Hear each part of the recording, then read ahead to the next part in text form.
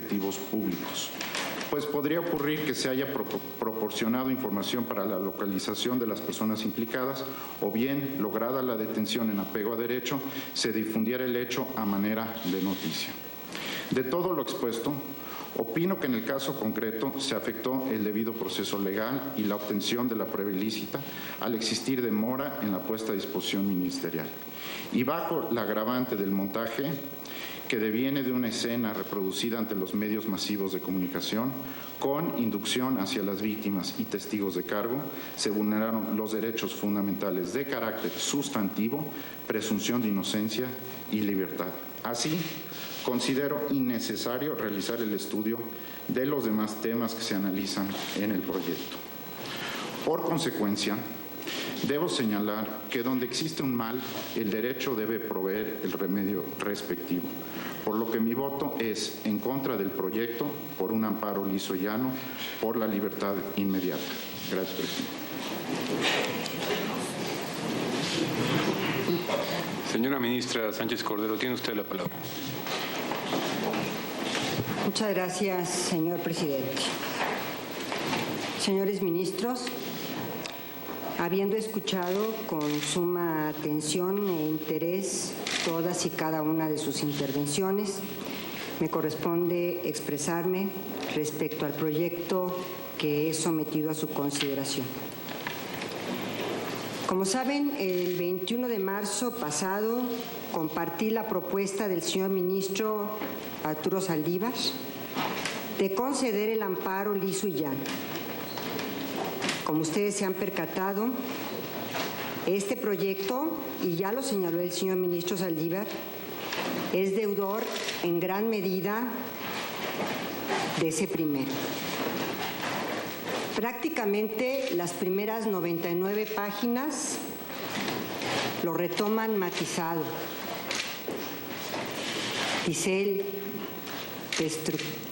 diferente estructura o destructurizado, pero lo retoma matizado.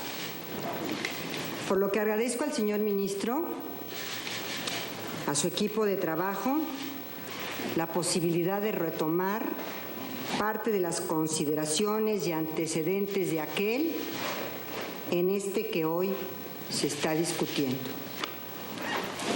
En aquella ocasión, ese proyecto no alcanzó la mayoría de votos en el tema de los efectos, aunque sí hubo una mayoría muy definida que hizo pronunciamientos respecto de la procedencia, la existencia de graves violaciones a los derechos fundamentales de la acusada y reconoció la existencia de estas violaciones.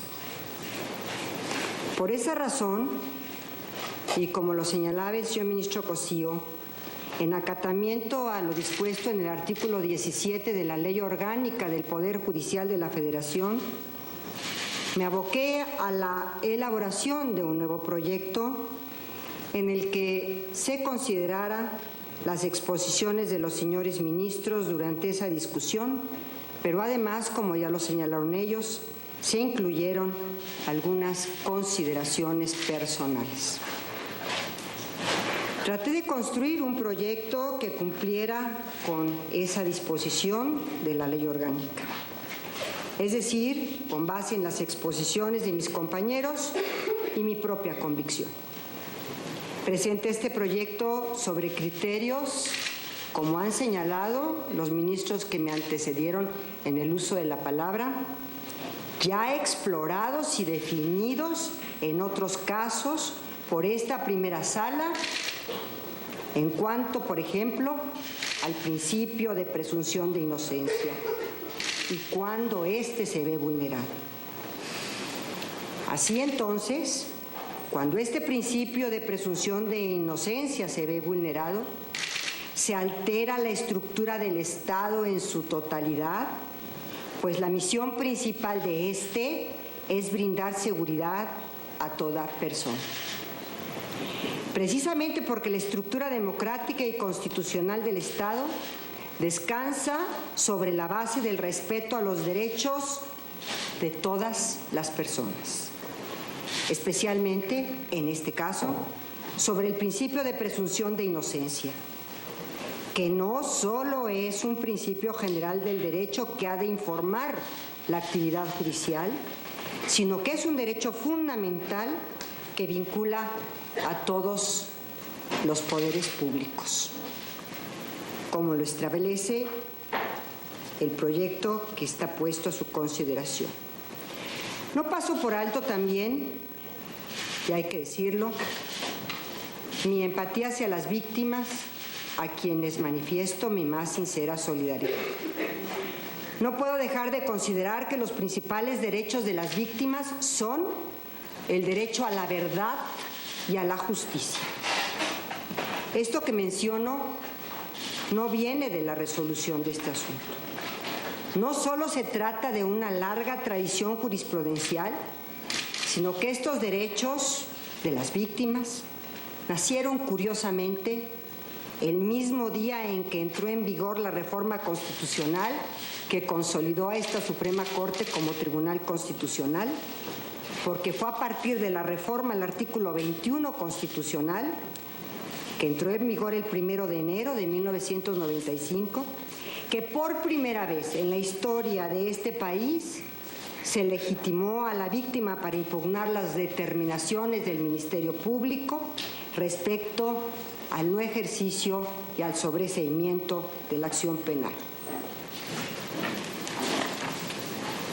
Con esta reforma, la Suprema Corte legitimó a la víctima para interponer estos recursos, concretamente el de amparo, y no esperó a que el Congreso de la Unión expidiera la reforma al artículo 10 de la Ley de Amparo, que lo hizo hasta el 9 de junio del año 2000.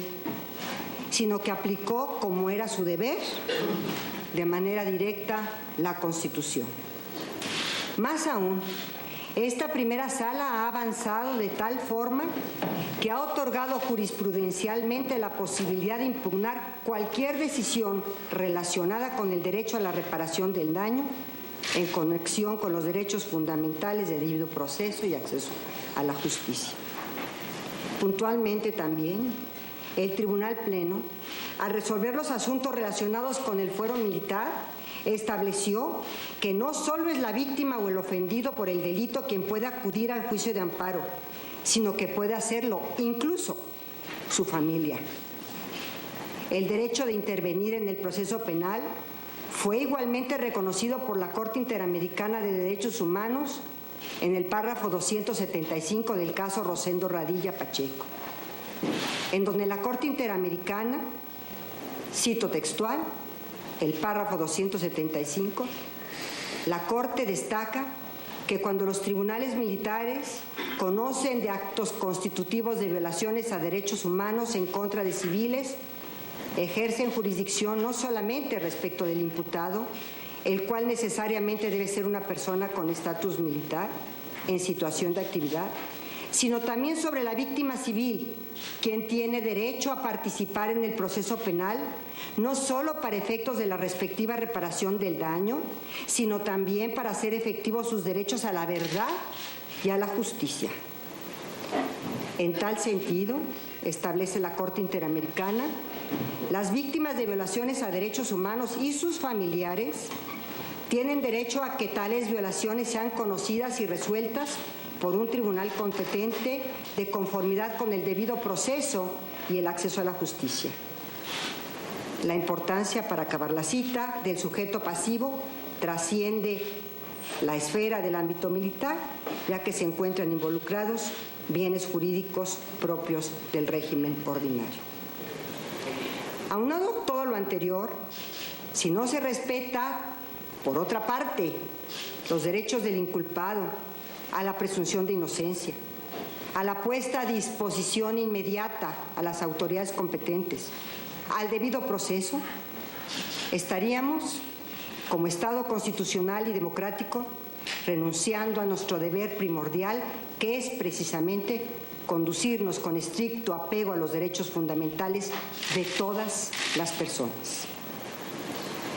No podemos soslayar que este asunto trasciende del ámbito doméstico y que exige el cumplimiento del debido proceso legal como la forma más adecuada con que el Estado mexicano responde a la violación de derechos humanos de toda aquella persona que se encuentre en su territorio sujeta a un proceso penal.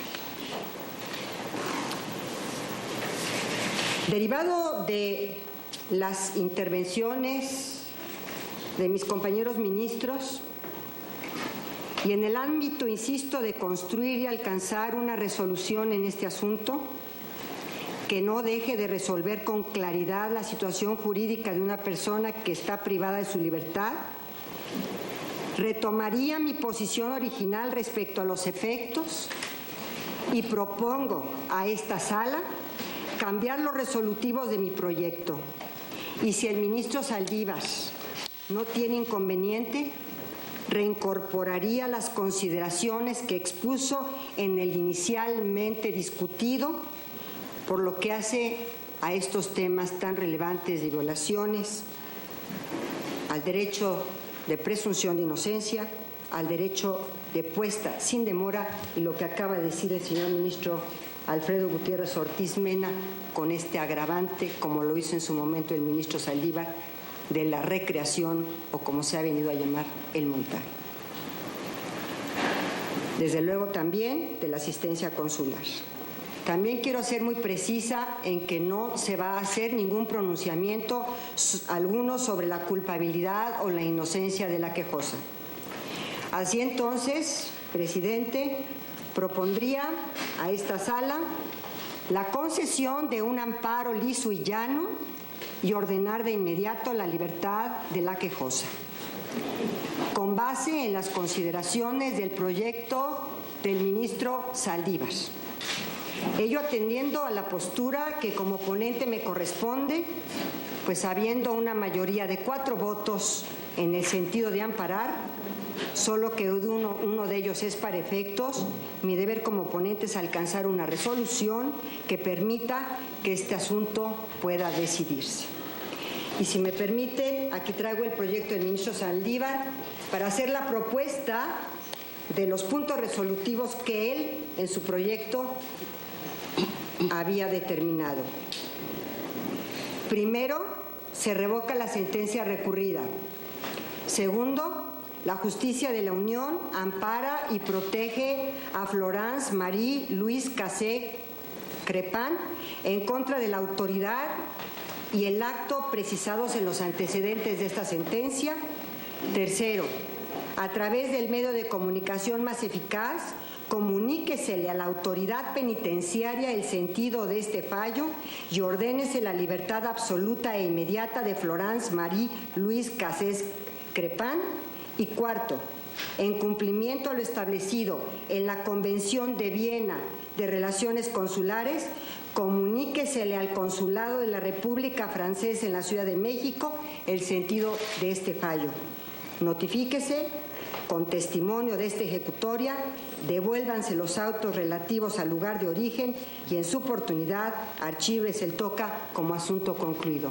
Este sería entonces la variación de los puntos resolutivos, señor presidente, señores ministros, que están a su consideración. Gracias, señora ministra. Pues ante la nueva propuesta que pone a nuestra consideración la señora ministra Sánchez Cordero, le pido, señora secretaria, sea tan amable de tomar la votación. Sí, señor presidente. Señor ministro Arturo Saldívar Lelo de la Rea. Con el proyecto modificado. Señor ministro José Ramón Cosío Díaz. Yo voy a reiterar la votación que emití el pasado 21 de marzo del 2012, precisamente con el proyecto del señor ministro Saldívar.